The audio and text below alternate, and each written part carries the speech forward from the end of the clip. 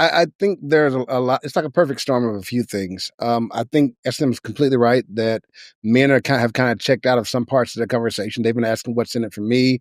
I think you have people like I don't want to name any names, but some people they were like, hey, I'm gonna get to be 40 or 50, and then I'll just buy a kid, or I'll get artificially inseminated, or I'll do whatever. So that track of family and the things that you do that we talked about previously, like doing it starting young, that gets kind of wiped out. So I think it's kind of like how people are all into being all these other different professions that have come around. Now there are new industries, new economies. There's also new ways of thinking about family and thinking about how you're going to get that family. So I think people just shifted. They now think they don't have to do those steps. Guys aren't as interested in making the family because it kind of locks them in, and the women aren't that concerned because they get with a guy. He might want a kid, and she's got to argue with that. If she has a child that she can't get an abortion, she got to deal with that. She might even want to have the child. Maybe they're supposed to be using protection and, do the trip. So, I mean, there's a landmine now. And it's so many ways you almost have to know you're with the right person before you proceed. And it's so hard to know now you're with the right person. I hope they fix this. And the reason why, and I'll say this, because it is alarming. There is such a thing as a tipping point. There is such a thing as a point at which the birth rate it becomes insufficient to keep going. In other words, you're going to end up with fewer and fewer people because you just don't have enough people to keep growing, to keep populating at the same rate. I happened in China when they had their one child rule or whatever. They were locking it in, one child. They were holding everybody to it. And then when they realized that they had shocked the birth rate down so bad, they had to start encouraging people to have kids again because it was adversely affecting the population growth. So I hope we get it together. I think the only way around it, though, is to just find people that we really want to bang with like that.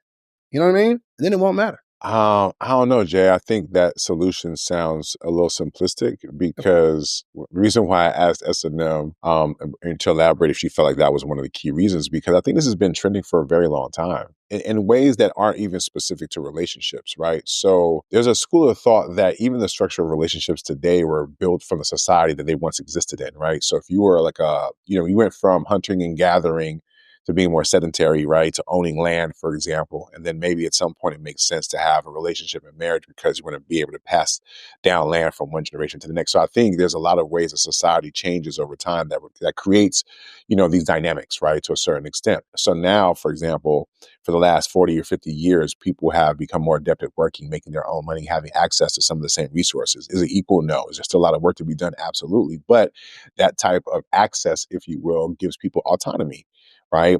The more education you tend to have, the more you put off having children, for example, right?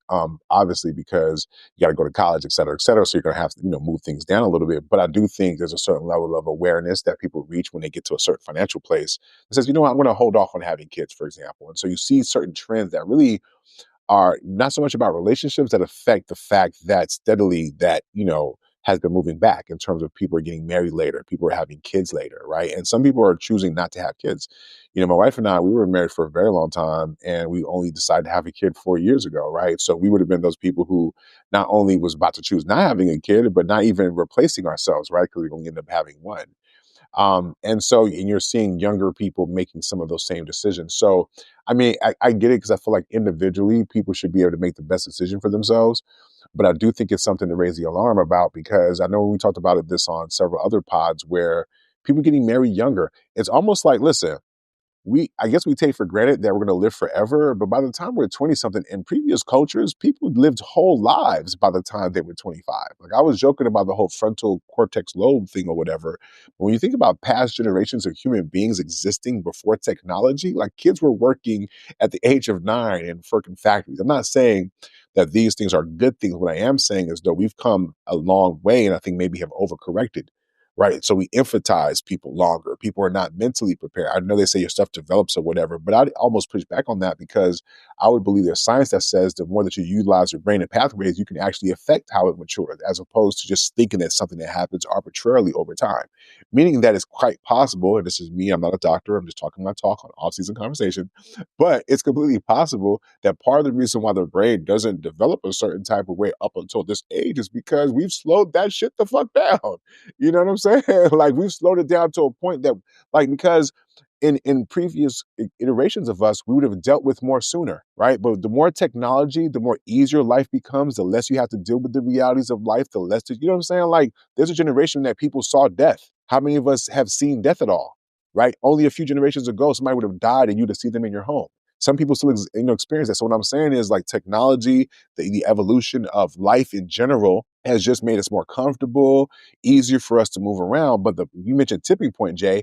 What happens when, like, there aren't enough jobs to go around? Because that's a tipping point too. Meaning that, like, if computers take over a lot of the function, when you had like Andrew Yang, I think, who was running for president, talking about like the minimum a salary, because he envisions a world where what are human beings going to be doing other than fucking? You know what I'm saying? So maybe it'll retch back around to that. But no, in all seriousness, I do think this is ring the alarm time. Absolutely. Because if there's any 45% is a high number, right? And I think it just speaks to, like, I don't know, people losing faith, people losing grounding, people losing tradition, people losing the value of relationships. I think I get it. Maybe that's why it's so dope that we're doing this pod, because I think we can reimagine relationships differently.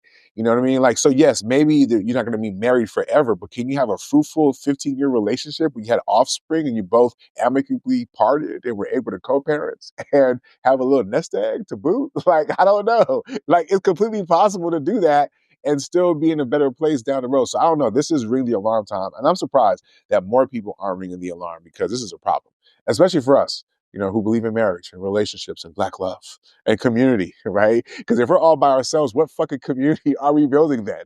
You know what I'm saying? Like, we're going to have a whole generation of grandmas and aunties living on their own in their own little spaces, in their own little pods, with no sense of community whatsoever. And I'll land with this, though, because I was also thinking about, like, family reunions.